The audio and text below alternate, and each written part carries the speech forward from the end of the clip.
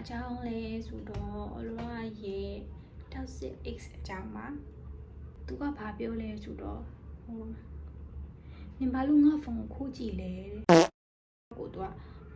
ဒူးထောက်ပြီးတောင်းမှန်တာပေါ့နော်ငိုပြီးတော့ရွံစရာကြီးအဲ့လိုမျိုးအဲ့မှာလဲကောင်လေးရနေပြီအဲ့ကောင်လေးနဲ့လည်းအဲ့မှာတွဲတယ်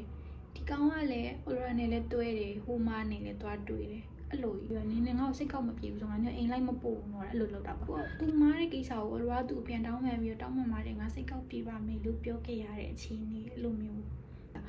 တော်ဘာမှမတွေ့ဘူးပဲနဲ့အရင်ကနဲ့ကောင်တာမျိုးကိုအမားကိုသူများအမားဖြစ်အောင်လုပ်တဲ့ပြောရင်လည်းအားပါလိုက်အလောကကြာညာကြီးမှာကွာအိပ်ပြီးတော့တက်တာပါညာဆိုရင်မှပြောသွားပြီးတော့နောက်ထပ်ကောင်မလေးတယောက်နဲ့သူကဂိမ်းသွားဆိုနေတာကွာဖုန်းဝင်လည်းမကန်တညာလုံးဆက်တယ်အဲ့တော့သူ့အခောက်100တိဆက်ဘူးလေနင်းတခြားကောင်နဲ့တွဲဖို့မစင်းစားနဲ့တော့နင်းနဲ့ငါနဲ့ပြက်နေရမဟုတ်ဘူးဘာညာဆိုမှအဲ့လိုကြီးထိလာလောက်တာကွာ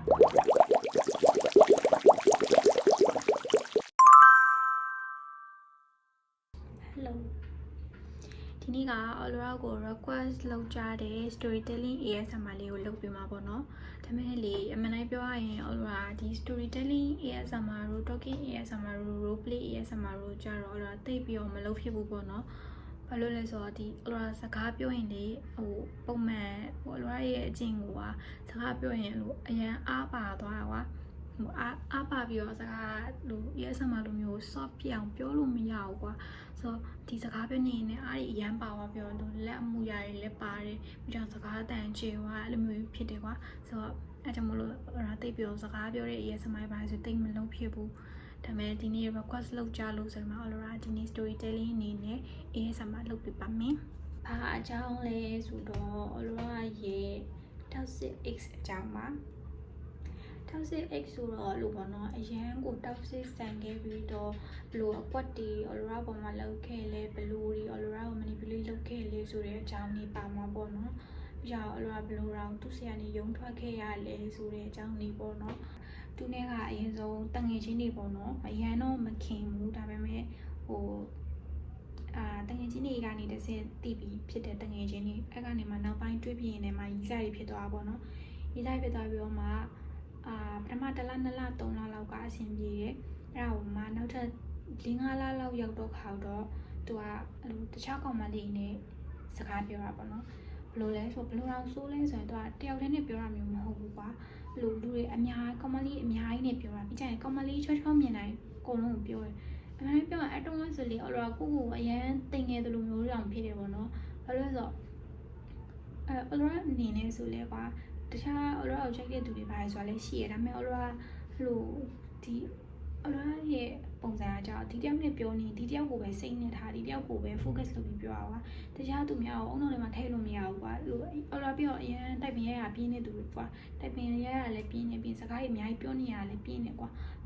ပြီးတော့ introvert ဆိုတော့တခြားသူများရဲ့နေအများကြီးစကားမပြောနိုင်မပြောချင်တာလည်းပါတယ်ပေါ့နော်ဆိုတော့သူ့ကိုပဲစိတ်နဲ့ထားတာကွာဒါပေမဲ့ तू ကကြာအဲ့လိုမျိုးမဟုတ်ဘူးတခြားသူများတွေအများကြီးနဲ့စကားပြောတယ်ပြီးရင်ဆိုးဆုံးက तू ကအပြင်းနေမှာပါဒိတ်တယ်ပေါ့နော်အဲ့လိုမျိုးအဲ့လိုပြင်းနေမှာတတ်တွေ့ရအဲ့လိုကြီးတွေလောက်တာပေါ့နော်အဲ့ဟာကိုအလောတီရောခါရောက်တော့ तू အလောတောင်းမှန်တယ်တောင်းမှန်တော့ဘယ်လိုတောင်းမှန်လဲဆိုရင်အဲ့လိုပေါ့ तू နောက်ခါမလုပ်ဘူးဘာညာအဲ့လောက်ပဲပေါ်ရလောက်ပဲတောင်းမှန်တယ်ကွာဒါပေမဲ့အဲ့တုန်းကအလောသူ့ခွင့်လွှတ်ပေးလိုက်တယ်ကွာဘာလို့လဲဆိုတော့မသိဘူးအဲ့တော့အလောငယ်သေးလို့လားမစင်စားတတ်လို့လားမသိဘူးနောက်ကျရင်ငါနဲ့အဆင်ပြေသွားတော့မှာပါအခုကငါဒီတိုင်းပဲငါခွင့်လွှတ်လိုက်သူငါရဲ့တန်ဖိုးနားလေမှာဘာညာဘောရှောက်မိတာရှင်မကြီးလုပ်ခဲ့အဲ့လိုနဲ့ပြန်တွေးကြပါတော့နော်ပြီးတော့ဘာဖြစ်လဲဆိုရင် तू ကအဲ့လိုတကူကူဆိုရင်ကွာအလောကိုချော့တယ်ဘာညာဆိုတာထက် तू ကအချမ်းပတန်းလောက်တာကွာအဲ့လိုမျိုးပုံစံအလောဥမာ तू နဲ့အပြင်သွားရင်လာရင်လည်းစိတ်ကောက်တယ်ဘာညာဆိုရင်တော့မှ तू ကအလောကိုမချော့ဘဲနဲ့အဲ့လိုမျိုးပါအဲ့လိုဆိုင်ကယ်ကိုဟိုအဝေးတွေဒီမောင်းသွားမျိုးကွာအဲ့လိုမောင်းသွားပြီးတော့အလောမသိတဲ့နေရာပတ်တီတီမောင်းသွားပြီးတော့နင်ငါ့ကိုစိတ်ကောက်မပြေဘူးဆိုငါမျိုးအိမ်ပြန်လိုက်မပို့ငါမျိုးဟိုပတ်တီတီရှောင်းမောင်းပြေးမှာဘာညာအဲ့လိုမျိုးပြောတာကွာအလောပြောရအဲ့တုန်းကအရင်ကြောက်တဲ့နေရာမှာပါတယ်ကွာကြောက်တဲ့နေရာမှာပါတော့အဲ့လိုမျိုးဒီတိုင်းကိုသူမားတဲ့ကိစ္စကိုအလောသူ့ပြန်တောင်းမှန်ပြီးတော့တောင်းမှန်ပါတယ်ငါစိတ်ကောက်ပြေးပါမယ်လို့ပြောခဲ့ရတဲ့အခြေအနေအဲ့လိုမျိုးပါအဲ့ပြီးတော့နောက်ထပ်တစ်ခုကဘာဖြစ်လဲဆိုတော့အလောသူ့လုံးဝစိတ်ပြတ်သွားတဲ့အခောက်ပေါ့နော်ဘာလဲဆိုတော့အလော နဲ့သူနဲ့စပြီးတွေ့တော့သူကဒီတိုင်းပဲသူကသူမော်ပြီးတော့အလောကိုလေသူ့ရဲ့ဖုန်းထဲမှာ Face ID ထည့်ပေးထားတာပေါ့နော်ဒါပေမဲ့အဲ့ဒါကိုသူကမေ့သွားပြီးတော့မှသူကအလောကသူ့ရဲ့ password ကိုပဲကိုကြည့်ပြီးတော့တိသွားမှတ်ပြီးခဏ password ပြောင်းပြန် Face ID ကိုတော့သူပြောင်းဖို့မသိဘူးအဲ့နဲ့အလောလည်းမပြောပြဘူးက Face ID အလောက Face ID ရှိရဆိုအဲ့နဲ့သူ့ဖုန်းအလောအဲ့တစ်ခေါက်ကခိုးကြည့်လိုက်တာပေါ့နော်ခိုးကြည့်လိုက်တော့ဘာတွေ့လဲဆိုတော့သူကအဲ့လို height အဲ့သူ height ထားတဲ့ဓာတ်ပုံထဲမှာပေါ့နော်ဘာတွေ့လဲဆိုတော့သူကသူ့ရဲ့အရင် X နဲ့တွားပြီးတော့တွေ့ထားသူ့ရဲ့အရင် X ဆိုတာသူနဲ့3နှစ်ကျော်လောက်တွဲခဲ့တဲ့ X ကွာအဲ့လိုအလောရဲ့အရှိကတွဲခဲ့တဲ့ X ပေါ့အဲ့ဒါသူနဲ့တွားပြီး date ထားတာ date ထားပြီးတော့မှအဲ့လိုပေါ့နော်ရီစားလိုမျိုးပေါ့နော်အဲ့လိုမျိုး date ထားတဲ့ပုံတွေအများကြီးပဲကွာအဲ့ဘယ်နှခေါက်လောက် date လဲတော့အလောမသိဘူးအဲ့တုန်းကတော့အလောနဲ့တွဲနေတဲ့ကာလအလောသူတို့ဘယ်နေ့တော့တွားတွေ့တာဆိုရက်ဆွဲရဆိုဓာတ်ပုံထဲမှာကြည့်လိုက်တယ်ကွာအလောကညင်းမှာဆိုလို့ဆိုရင်မှကြည့်ပြီးတော့အလောအရင်ရှော့ရပါဘောနော်ပြောရရင်ဘာဖြစ်ဟိုအဲ့တော့ဆိုပါအဆင်ပြေနေတဲ့ထဲမှာပါနေကွာအဲ့လိုကောင်းကောင်းမွန်မွန်လဲဒီတိုင်းစကားတွေပြောနေနေအဆင်ပြေနေရောလောကလည်းမသိရင်ရန်နေချစ်နေတဲ့ပုံစံလေးဖြစ်နေကွာသူကအဲ့ဒါနဲ့အဲ့လိုဖြစ်နေနေရုပ်တရက်ယူတော့သူ့ဖုန်းကိုကြည့်ပြီးတော့အဲ့လိုမျိုးဖြစ်သွားပြီးတော့နောက်ထပ်အပေါ်ကိုထပ်ပြီးဆွဲကြည့်လိုက်တော့သူနဲ့ရင်တော့တွဲခဲ့တဲ့တုန်းကစပြီးတွဲတုန်းကတည်းကအဲ့လိုပုံမျိုးသူတိမ့်ထားတာအဲ့ကောင်မလေးနဲ့ပေါ့နော်အဲ့ကောင်မလေးနဲ့ဟိုကလေးတော့မဟုတ်တုံးလုံးရဲ့3နှစ်လောက်ကတည်းကတွဲခဲ့တာဆိုအဲ့တော့ပုံတွေအကုန်လုံးကသူတိမ့်ထားပြီးတော့ height ထဲမှာထည့်ထားကွာထည့်ထားတော့အလောအရင်လေး short ရသွားပြီးတော့ဘယ်နဲ့တွဲနေနေကိုသူနဲ့တွားပြီး date တယ်ဆိုတော့အလောအရင်လေးခံပြင်းနေပြီးတော့အဲ့တက်ကိုလည်းနည်းနည်းစိတ်ထဲမှာတမျိုးဖြစ်သွားတာပေါ့နော်အဲ့ကောင်မလေးကိုလည်းဘာလို့ဆိုအဲ့လိုသူကနဲ့သူတို့ပြက်ခဲ့ပြီးတော့မှဘာလို့အလောအဲ့လိုမျိုးဟိုပေါ့နော်ဂျားရဲဟိုလိုမြေစာပင်လို့အဲ့လိုလာလို့လေပေါ့နော်အဲ့ထားပါဒါမဲ့အဲ့ကောင်မလေးတော့ဘာမှမပြောလို့ပါဘူးအဲ့နဲ့ဘာဖြစ်လဲဆိုတော့အလောကအဲ့ဒါကိုတွေ့ပြီးတော့အလောငိုတာပေါ့နော်ငိုပြီးတော့သူ့အမနဲ့ပြန်လာရှာတာပေါ့နော်ပြန်လာရှာပြီးတော့နေဘာလို့ဒီလိုလောက်တာလဲငါ့ကိုဘာဖြစ်လဲညာဖြစ်လဲဆိုမှအလောငိုပြီးပြောတာကွာအလောတကူဆိုအရင်မျက်ရည်လွယ်တယ်မပိုင်အဲ့လိုမျိုးဖြစ်တာနဲ့အလောသူ့ကိုငိုပြီးပြောနေငါအဲ့လိုမျိုးဘာလို့လောက်တာလဲနေမို့လို့လောက်ရက်တယ်ဘာညာဆိုမှပြောပြီးတော့သူကဘာပြောလဲဆိုတော့ဟိုနေဘာလို့ငါဖုန်းကိုခိုးကြည့်လဲတဲ့အဲ့လိုပြောတာအဲ့နဲ့အလောအရင်ကိုဘာမှပြောစရာကိုမရှိတော့လားပြောစရာစကားလုံးမဲ့တော့ကွာမဲ့တော့ပြီးတော့ဟောအဲ့လိုမျိုးအဲ့တော့ငိုနေနဲ့ထိုင်ရကြီးကိုလဲကြပြီးတော့လို့ဖြစ်သွားကွာဖြစ်သွားပြီးတော့မှတော့အလိုတော့မတောင်းမှန်ဘူးနော်လုံးဝတစ်စက်မှမတောင်းမှန်ဘူးသူမမားတဲ့ပုံစံနဲ့နင်ငါ့ကိုဘာလို့နင်ငါဖုန်းဘာလို့ကိုကြည့်လဲအဲ့လိုပဲပြောခဲ့အဲ့လိုပြောပြီးတော့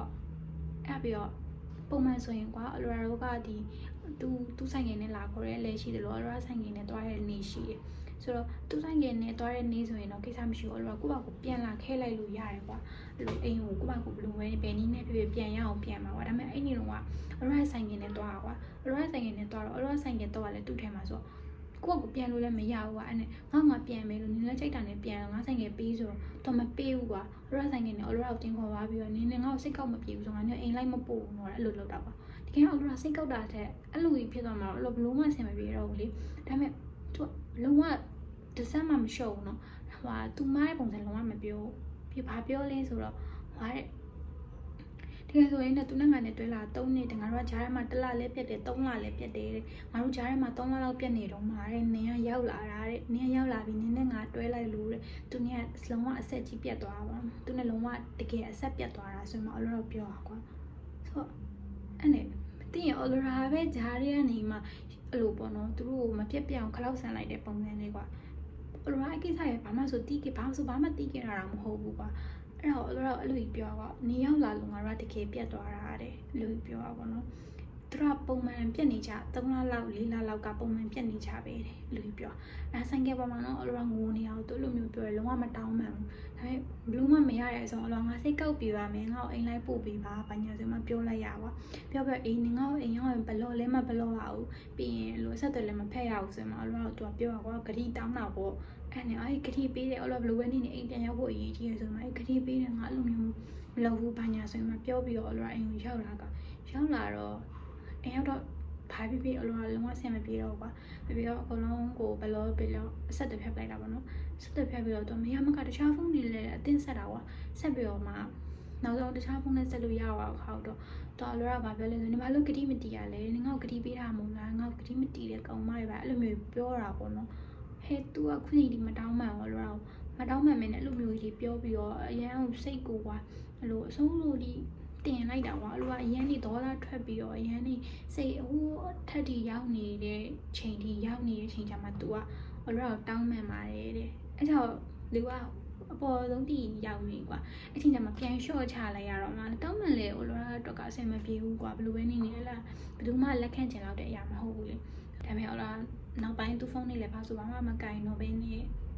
ေနောက်ရက်ကြတော့ဘာလို့လဲဆိုတော့ तू ကအလောကအဲ့တော့တင်တန်းတက်နေကွာအလောတင်တန်းကို तू ကတီးတော့အလောတင်တန်းအခန်းပေါက်ဝရှိရနေ तू ကလာဆောင်နေ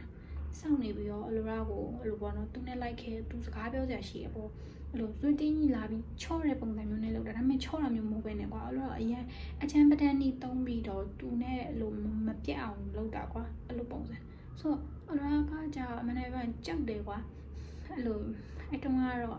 ဒီတိုင်းဘာမှအတွေးမရှိဘူးပေါ့နော်အုံနောက်မပါတဲ့ကောင်မလားတော့မသိဘူးလို့ကြောက်ခဲ့ရကွာအဲ့လိုလူများတွေကလို့ကြည်မှလည်းကြောက်တယ်လို့လူများတွေပြောဆိုမှလည်းကြောက်တယ်သူကချလို့လူကြားထဲမှာလို့ရုံးဆန်ခတ်တိပါလည်းမကြောက်ဘူးဘလို့မှမနေကွာသူကအလောရဲ့လူကြောက်တာအကုန်လုံးတည်ရသူဘာအလောဘာကြောက်တာဆိုအကုန်တည်ရကွာတယောက်ခါတော့သူကအဲ့လိုပေါ့နော်အလောတန်တန်ရှိရနေလာဆောင်တော့အလောကသူ့ကိုသူ့ရောထွက်ပြေးရတာပေါ့ထွက်ပြီးတော့နောက်ကနေလိုက်ဖမ်းတယ်အလောကအရန်ကြောက်တယ်ပါစဉ်းစားကြည့်အဲ့လိုမျိုးကြီးနောက်ကနေလိုက်ဖမ်းနေတာဟိုဘလို့မှမသိဘူးဟိုပြောရနောက်ကနေခွေးလိုက်ဆွဲလို့ပြီးနေရတယ်လိုမျိုးပုံစံကခွေးဆွဲတာမှတုံးနေလေအဲ့တော့အဲ့လိုမျိုးကြီးလိုက်ဆွဲပြီးတော့အဲ့လိုကြီးလို့တော့အလောအရန်ကြောက်တာပါအလောဖမ်းမိတော့လေအလောအရန်ကြောက်သွားတာပါကြောက်ပြီးတော့အဲ့နဲ့အဲ့တစ်ခေါက်ကလည်းသူ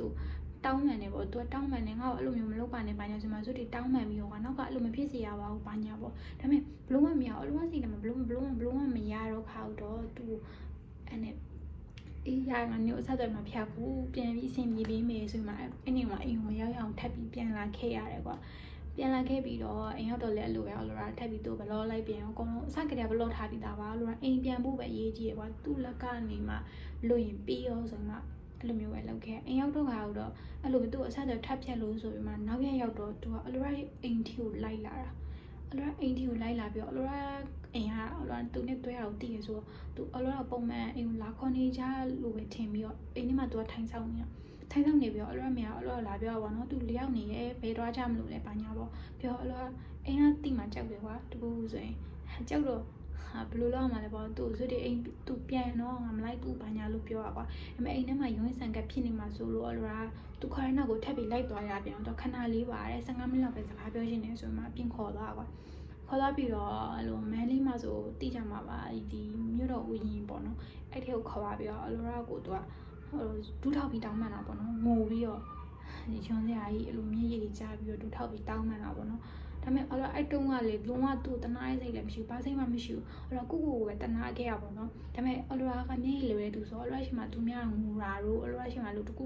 အလိုရာကိုတောင်းမှန်နေပါပြီးနေဆိုရင်အလိုရာအဲ့လိုမျိုးမျက်ရည်အလိုလိုကြာရွာသူတနာတဲ့စိတ်တော့မရှိဘူးအဲ့နဲ့အဲ့လိုဖြစ်တော့နောက်ဆုံးဘလို့မှရုံးထွက်လို့မရတော့ဘူးဆိုတော့အလိုရာတိသွားပြီကွာမဟုတ်ရင်နောက်တနည်းနဲ့သူကထက်လုံးမှာဘလို့စိုးတဲ့နီးနဲ့ထက်လာမလဲဆိုတော့အလိုရာမသိဘူးကွာမသိတော့ထားလိုက်တော့အဲ့ဆိုလည်းအဆင်ပြေကြမယ်ဆိုပြီးမှအဲ့တုန်းကအကိစ္စကိုအလိုရာသူ့ခွင့်လွှတ်ပေးလိုက်ရရပေါ့နော်ခွင့်လွှတ်ပေးလိုက်ရပြီးတော့တကယ်ဆိုအဲ့ဒါကြီးကလုံးဝမဖြစ်တဲ့ကိစ္စကြီးပေါ့နော်ဒါပေမဲ့အလိုရာနေရာမှာဆိုလည်းတခြားကောင်မလေးဘယ်လိုလုပ်မလဲတော့မသိဘူးပေါ့နော်အလိုရာတော့အဲ့လိုဖက်ဖက်ကိုကြည့်ပြီးတော့ကြောက်နေရတဲ့စိတ်တကူတွေနဲ့ပဲသူ့ဆီကနေရုံးထွက်လို့မရခဲ့တာပေါ့နော်အဲ့ဒါကတော့အဲ့တုန်းတစ်ခေါက်ကနေစပြီးတော့သူ့လုံးဝစိတ်ကုန်သွားခဲ့ရပေါ့နော်အဲ့ဒါကသူနဲ့တွဲပြီးလို့တနည်းကြော်ရုံလေးပဲရှိသေးတယ်တနည်းကြော်ရုံလေးပဲရှိသေးတဲ့အချိန်မှာလို့သူ့ကိုချစ်တဲ့စိတ်ဆိုတာမရှိတော့ဘူးဒါပေမဲ့တန်ဝန်းစင်လောက်ပဲရှိတော့မှာပေါ့နော်အဲ့တန်ဝန်းစင်တခုနဲ့ပဲထပ်ပြီးရှေ့ဆက်နေတာပေါ့နော်အဲ့တုန်းကအဲ့နောက်ပိုင်းသူစိတ်ကုန်သွားတယ်အပ်ပြီးတော့နောက်တစ်ခုကဘာဖြစ်လဲဆိုတော့အဲ့သူကအဲ့ရဲ့အရင်တော့က X သူ့ရဲ့အရင်တော့က X အမကြီးအဲ့ခုန3နှစ်တွေ့ခဲ့တဲ့အမကြီးနဲ့ပဲနောက်တစ်ခေါက်ပြန်ပြီးဆက်တွေ့တာပေါ့နော်ဘလို့တောင်စိုးလဲတော့မပြောတတ်တော့သူတို့တွေ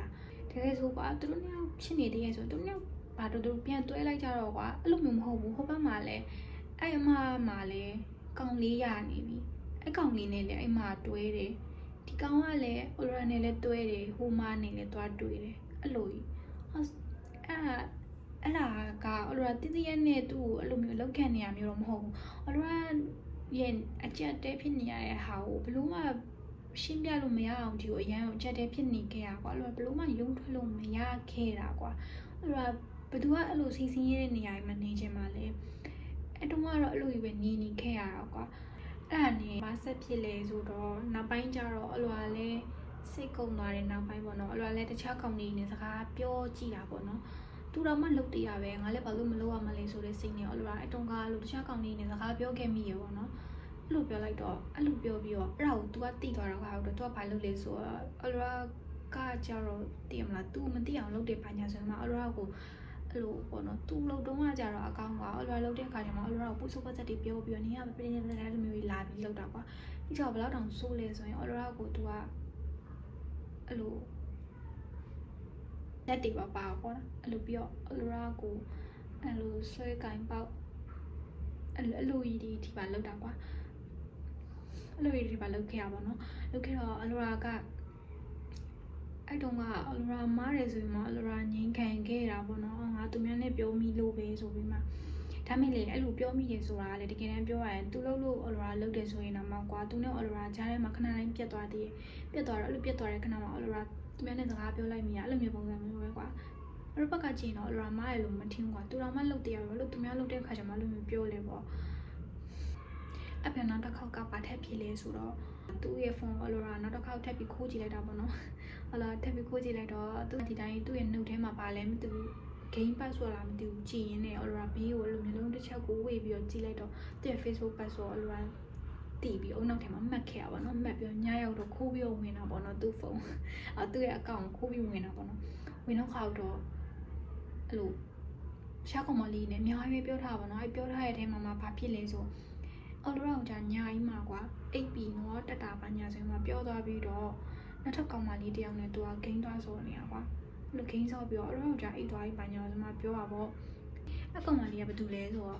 ့အလိုရာသူ့ကို unfriend လုပ်ခိုင်းတာတဲ့ကောင်မလေးအရင်တော့ကသူ့ကိုတစ်ဖက်သက်ကြိုက်တယ်လို့ပြောတဲ့ကောင်မလေးကွာဆိုတော့အလိုရာအနေနဲ့အဲ့ကောင်မလေးကို unfriend လုပ်ခိုင်းတော့လည်းသူမလုပ်ခဲ့ဘူးဒါပေမဲ့အဲ့ကောင်မလေးနဲ့သူကဆက်သွယ်နေပြောတစ်ခေါက်ကဘာဖြစ်လဲဆိုတော့အလာတူတငယ်ချင်းတွေရောအများကြီးပေါ့နော်ပြောရင်တူတငယ်ချင်းတွေကြီးပါပဲအဲ့လိုမျိုးသူတို့အကုန်လုံးခီးထွက်ချမယ်ဆိုရင်မှအလာတော့အဲ့လို10ယောက်ကျော်လောက်တော့ရှိမယ်အလာတငယ်ချင်းကောင်မလေးလည်းပါတယ်ဟောအများကြီးအတွဲတွေတော့ပါတယ်အဲ့မှာခီးထွက်ကြတာပေါ့ကွယ်ခီးထွက်ကြတော့ဘာဖြစ်လဲဆိုတော့ဒီတခြားကျွန်းကိုသွားဖို့ဆိုရင်မှအဲ့လိုလေစီးကြပါတော့အဲ့တော့ငပလီသွားတော့ခါတော့ဘာကျွန်းလဲတော့သူထားပါအဲ့ကျွန်းကိုသွားဖို့ဆိုလေစီးရတော့လေဘိုးဘက်ကျွန်းကိုရောက်တော့သူကလိုက်မှုပြီးတော့အိပ်ပျော်သွားတာပေါ့နော်အိပ်ပျော်ကထုံးစံနိုင်မယ်အလားသူ့ဖုန်းကိုခိုးကြည့်ပြန်တယ်ပေါ့နော်ခိုးကြည့်တော့ဘာတွေ့လဲဆိုတော့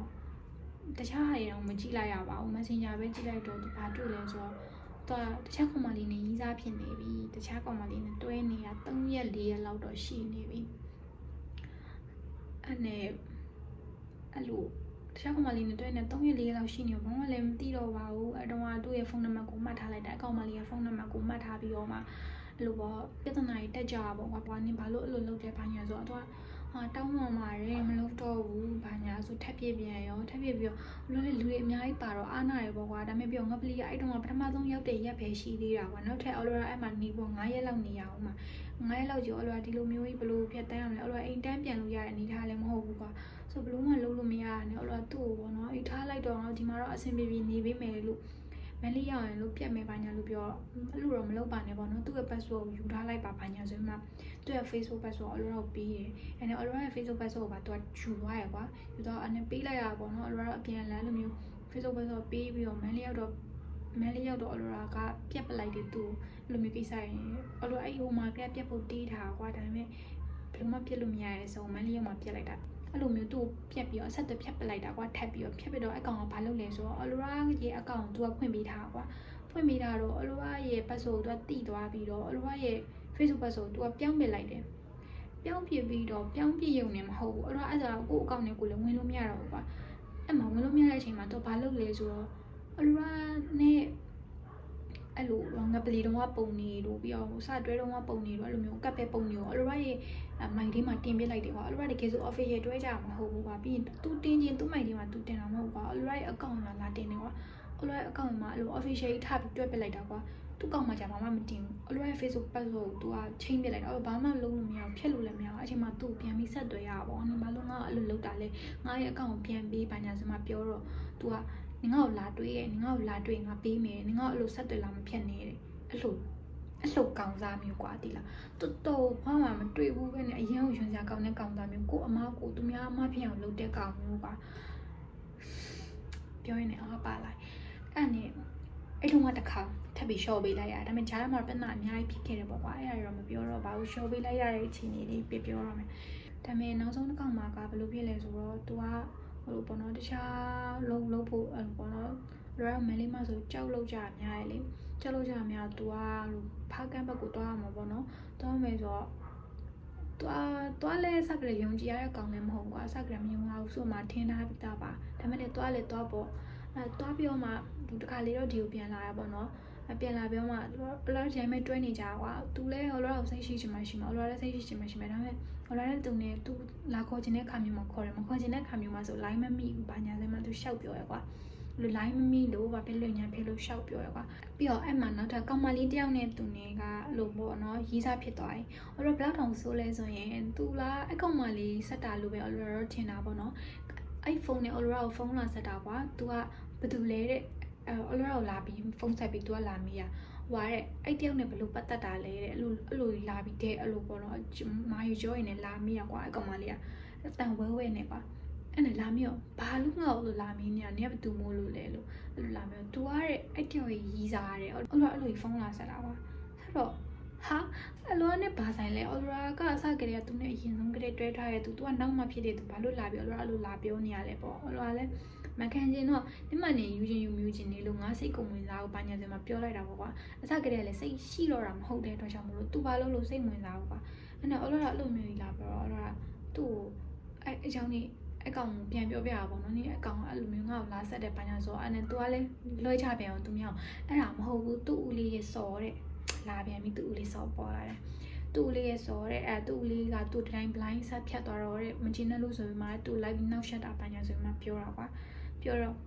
့အေးပေါ်ထားလိုက်ပေါ်ဆိုမှမရှင်းကျင်တော့ဘာကိစ္စမှမရှင်းကျင်တော့ဘာလို့ဆိုအလွားစိတ်ထဲမှာသူနဲ့ပြည့်ရဖို့ပဲတွေးနေတာဆိုတော့ဘလိုနီးနဲ့ပဲဖြစ်ဖြစ်ဝေးသွားပြီဆိုတနေ့နေ့တော့ပြက်မှာပဲဆိုပြီးမှအလွားတွေးပြီးတော့ဘာမှပြဿနာလည်းမရှာချင်တော့သူ့အတွက်နဲ့လည်းကိုယ့်ကို energy ကုန်မခံတော့ဘူးကွာအဲ့အကောင်မလေးဘယ်သူလဲဆိုတော့လည်းအော်ရာတိလိုက်ရတာကွာတိပြီးတော့အကောင်မလေးကနင့်ရဲ့စော်မလားဆိုမှအော်ရာသူ့အကောင့်နဲ့တကွာအကောင်မလေးရဲ့ပုံနေအကုန်လုံးတော့ပို့တယ်ကွာဒါပေမဲ့သူညင်းတယ်အဲ့ဒါမဟုတ်ဘူးသူတငယ်ချင်းရဲ့စော်ဆိုမှလုပ်တယ်ကွာသူတငယ်ချင်းနောက်တစ်ယောက်ရဲ့စော်ပေါ့အဲ့နဲ့နင်လိန်ညာဘာညာပေါ့နင်အဲ့နင်ရဲ့စော်ဆိုတာတေးကြဘာညာဆိုမှအကောင်မလေးကိုအော်ရာကိုရင်တွားပြီးမေးလိုက်သေးတယ်ကွာနင်တို့တွဲနေရလားဘာညာနင်တို့တွဲတယ်ဆိုလဲတွဲနေပြောလိုက်ငါအကောင်နဲ့ပြည့်ချင်နေရလို့ငါ့ကိုအဲ့လိုမျိုးကြားထဲမှာအဲ့လိုဖြစ်အောင်လာမလို့နဲ့ငါပြက်ပေးမှလို့စကြရလို့ငါသူ့ဘက်ကဝင်းခံတာကိုပဲလိုချင်တာဆိုမှအဲ့လိုမျိုးပြောတော့ခါတော့အဲ့လိုပြောတော့ခါတော့အကောင်မလေးဘာပဲလဲဆိုတော့သူတို့တွဲနေရမဟုတ်ဘူးအကောင်မလေးလည်းကြောက်နေရတယ်မှာပေါ့သူတို့တွဲရမဟုတ်ပါဘူးဘာညာဆိုမှအဲ့လိုမျိုးပြောတော့ခါတော့ဘလို့မှလည်းလုံးမရဘလို့မှလည်းဖမ်းမရနှစ်ယောက်လုံးကလိုသူလိုပါဖြစ်နေရဆိုအိတ်ထားလိုက်တော့စမှာဒါပေမဲ့တော့သူတို့ကအခုချိန်ထိသူတို့ကတွဲနေပြပါတယ်ဒါပေမဲ့ထားပါနောက်ဆုံးဘလို့ပြက်ခဲ့လဲဆိုတော့အဲ့တော့ကိုပဲပြန်ပြီးကြည့်လိုက်တဲ့အချိန်မှာပြတ်သွားတာပေါ့နော်။ဒါကကြမကြည့်ခဲ့တာတော့မဟုတ်ဘူးမှလည်းရုံးထွက်လို့မရလို့ဒါမဖြစ်လို့နေရတာကွာ။ဒါပေမဲ့နောက်ဆုံးတစ်ခါဘလို့လဲဆိုတော့အဲ့တော့အဲ့တုန်းကအလုပ်လဲလုပ်ရတယ်ကွာ။အလုပ်လဲလုပ်နေရတော့ခါတော့မနက်ဆိုရင်9နာရီဆိုအလုပ်သွားရတယ်ညဆိုရင်6နာရီမှပြန်လာရတာကွာ။ဒါပေမဲ့6နာရီပြန်လာရတယ်ဆိုရင်သူ့ကိုဖုန်းဆက်တယ်။ तू ကလုံးဝဖုန်းမကန်ဖုန်းဝင်လည်းမကန်တညလုံးဆက်တယ်။အဲ့တော့သူ့အခောက်100ထိဆက်ဘူးရဲ့။ထိုင်ပြီးဆက်တာဒါပေမဲ့ဝင်ရနဲ့မကန်ဘူးတညလုံးဆက်တယ်မကန်အဲ့လိုမျိုးဆိုအော်လိုရာကလေလို့ခံစားရရဲဆိုတာတဲ့အရင်ဒေါသထွက်တာကွာငါဖုန်းကိုမကင်ဘူးဘာညာဆိုမှအဲ့လိုမျိုးဒေါသထွက်ပြီးတော့အဲ့လိုငိုရတယ်ကွာအရင်အော်လိုရာဒေါသကြီးထဲမှာပါရဆိုငိုတယ်သူဖုန်းကိုဆက်မရပြကြရင်အော်လိုရာကိုအကြောင်းပြချက်မျိုးပေးတယ်ပြကြရင်ပျောက်သွားတယ်ပြန်ပေါ်မလာဘူးအော်လိုရာနောက်ထပ်တစ်လားလောက်နေမှပြန်ပေါ်လာပြီးဆက်တွေ့တယ်အဲ့လိုမျိုးပုံစံမျိုးကွာအော်လိုရာအဲ့တုန်းကဆိုတော်ကြီးကိုစုပ်ပြတ်တက်နေအောင်လို့ရုပ်ကဂျုံကိုကျသွားခဲ့တာကွာငိုရတယ်တညလုံးငိုပြီးတော့မနေ့ဆိုမျက်လုံးဖောင်းဖောင်းအေးအေးကြီးနဲ့ရုံးကိုသွားတက်ရတယ်အဲ့လိုကြီးကိုဖြစ်တာကွာအဲ့ ဘယ်လောက်တောင်ဆိုလဲဆိုအခုချိန်ဒီကွာအဲ့ရကြီးကဖုန်းတယောက်ကိုခေါ်ရဲဆိုရင်လို့ဖုန်းကချက်ချင်းမကင်သေးဘဲနဲ့တူဆိုရင်မှမြည်နေတဲ့အတန်ရောလို့လားမကြားနိုင်ဘူးကွာအဲ့လောက်ထီကိုစိုးတယ်အဲ့ကြောင့်မလို့အခုဘသူ့ကိုပဲဖုန်းခေါ်လို့လားနားထဲမှာကတ်ထားရဲဆိုတာဒီလိုအဝေးမှာပဲထားပြီးဖုန်းခေါ်နေအမှဖုန်းကင်နေဟိုဒီမိနစ်ပေါ်လာကြီးဆိုတဲ့ခါကျမှအဲ့လိုနားမှာကတ်တာကွာကဲအဲ့ဒါမတိစိတ်ကနေဖြစ်နေကွာအဲ့လိုတမင်လောက်တာမျိုးလည်းမဟုတ်ဘူးဒီတိုင်းပဲအဲ့လိုဖုန်းအဲ့တန်ရောမကြားချင်တော့ကွာဘာလို့လဲဆိုသူ့အခိုး100ကျော်လောက်ဒီထိုင်ဆက်နေပြီးတော့အဲ့လိုတန်ရောတစ်ချိန်လုံးကြားနေခဲ့ရဆိုတော့အဲ့ဒါလည်း trauma တစ်မျိုးပါပဲအဲ့လိုမျိုးရခဲ့ရပါတော့ရခဲ့တော့အဲ့နဲ့နောက်ဆုံးတစ်ခေါက်ကြတော့အလိုရာကအဲ့လိုပေါ့နော်တငိုတရင်ဖြစ်နေနေမှာညာကြီးတကောင်လို့4နာရီ5နာရီလောက်ကြည့်အဲ့လိုမျိုးဖြစ်နေပြအောင်အလိုရာကိုယ့်ရုပ်ကိုမှန်နေပြန်ကြည့်လိုက်မိရပါတော့အဲ့တုန်းကဆိုလုံးဝရုံကြဂျုံကြပြီးတော့ရုပ်ပြက်စင်ပြက်ကြီးကိုဖြစ်သွားတာပေါ့နော်အဲ့လိုအနည်းနဲ့ငိုပြီးစိတ်ဆင်းရဲနေရတော့အဲ့နဲ့တော့ကိုယ့်ကိုအရန်ကိုတနာသွားကွာအဲ့တော့ဆိုငါဘာလို့အဲ့လောက်တောင်ဖြစ်နေခဲ့ရတာလဲဘာညာပေါ့အဲ့လိုဖြစ်ပြီးတော့တကယ်နောက်ရကြတော့ तू ကလည်းဆက်ကြဆက်သွယ်လောက်တဲ့သူမဟုတ်တော့အဲ့တော့ तू ဒီတိုင်းပဲ blind ဖြတ်ပလိုက်တော့ရကွာဒါပေမဲ့နော်အဲ့ဒါ तू ကအဲ့လိုတော့3-5လလောက်6လလောက်နေပြန်လာပြီးပေါ်လာပြီးတော့အဲ့လိုနဲ့တွဲနေတဲ့ပုံစံနဲ့လာပြီးဆက်သွယ်ပြန်ရောနင်းနဲ့ငါနဲ့တွဲနေသေးလို့လားဘာညာလို့ပြောရင်လည်းမဟုတ်ပြန်ဘူး तू ကအဲ့လိုမျိုးနင်းတခြားကောင်နဲ့တွဲဖို့မစင်းစားနဲ့နော်နင်းနဲ့ငါနဲ့ပြက်နေရမဟုတ်ဘူးဘာညာဆိုမှအဲ့လိုကြီးထိလာလောက်တာကွာဒါပေမဲ့ဘလို့နေပါအခုချိန်မှာတော့အဲ့လိုကသူ့မရရအောင်ဖြတ်ခဲ့လိုက်ပြီပေါ့နော်ဆိုတော့တလောက်ကြည့်ပဲပြောရမယ်ပေါ့နော်ဟိုလာဒီပြက်ပြီးနောက်ပိုင်းမှာတော့သူဘလောက်တောင်မှထပ်ပြီးဒုက္ခလိုက်ပြီးနေလဲဆိုတဲ့ဟာရတော့မပြောတော့ဘူးပေါ့နော်ပြီးကြတော့လေအလိုလိုတွေးနေတဲ့သူတွေရှိမှဆိုလို့ပြောချင်တာလေအလိုအဲ့တုန်းကတွေးခဲ့တာတော့ငါဒီကြောက်နေတွဲပြီးပြက်သွားတယ်ဆိုရင်ငါ့ကိုသူများတွေကတော့ပြောတော့မှာပဲအဲ့လိုတွေးခဲ့မိရေပေါ့နော်ဒါပေမဲ့တကယ်တော့ဘာမှမဟုတ်ဘူးကွာသူများတွေးရင်မတွေးဘူးဆိုတာကိုပြောဖို့အထီးကပဲကွာတိလားကိုပြောမယ်ထင်နေဆိုရင်ကိုအဆင်ပြေမယ်ထင်နေဆိုရင်ကိုအဆင်ပြေတဲ့ဟာကိုပဲလုပ်ကိုအဆင်ပြေတဲ့လမ်းကိုပဲရွေးတင်တာပေါ့နော်သူများကြီးပြောမယ့်ဟာတွေသူများကြီးရဲ့အတွေးတွေကိုလိုက်ပြီးတော့စဉ်းစားနေမယ်ဆိုရင်တော့ကိုရဲ့ပျော်ရွှင်မှုပဲကိုပျောက်သွားမှာပေါ့နော်အဲ့လိုအတုံးကအဲ့လိုဖြစ်ခဲ့တာပေါ့နော်ဒါပေမဲ့အခုချိန်မှာတော့အဲ့လိုအရင်ကအဆင်ပြေနေပြီလို့ပြောရမယ်ပေါ့နော်အဲ့လိုတောက်စစ်တင်နေလေအရင်ဝေးလန်မှာနေလိုက်တော့ကိုလည်းလို့ပေါ့နော်နည်းနည်းစိတ်ပြိုကိုမှုဖြစ်လာရလို့လည်းခံစားရရကွာအရင်တော့လိုမျိုးမဟုတ်တော့ဘူးလို့လည်းကိုထင်လာရပေါ့နော်ဘာဖြစ်အဲ့လိုမျိုးကိုတက်ငယ်တဲ့ညီမလေးတွေကိုပြောချင်တာကတော့အဲ့လိုအချစ်တကူအတွက်နဲ့ဘာမှမဟုတ်တဲ့အချိန်တွေကိုကုန်မခံနဲ့ပေါ့နော်တကယ်လို့အသက်ကြီးလာတဲ့ခါကျမှအဲ့ဒါရပိုသိရမှာကွာအသက်အရွယ်တကူရောက်လာတဲ့ခါမှာအဲ့ရဲ့အချစ်ကဘာမှမဟုတ်တော့ဘူးကွာအဲ့တဲ့အရေးကြီးရတဲ့အများကြီးရှိရဲ့အဲ့ရဲ့အများကြီးကိုပဲကိုကလုံနိုင်ဖို့အတွက်ဥတည်ရမှာပေါ့ဒီပြောရတယ်ဆိုရင်တော့ကိုပြောရတယ်ကိုစိတ်ကအဆင်ပြေတယ်ဆိုရင်တော့ကိုကောင်လေးနဲ့ကိုတွေ့ရင်တော့တွေ့ချင်နေပေါ့နော်ဒါပေမဲ့မပြောရတဲ့ရက်ဝင်မှာတော့အဲ့လိုအချိန်ကုန်ခံနေကြကုန်ခံပြီးတော့မနေပါနဲ့ဆိုတော့ storytelling လေးကတော့ဒီလောက်ပါပဲ bye bye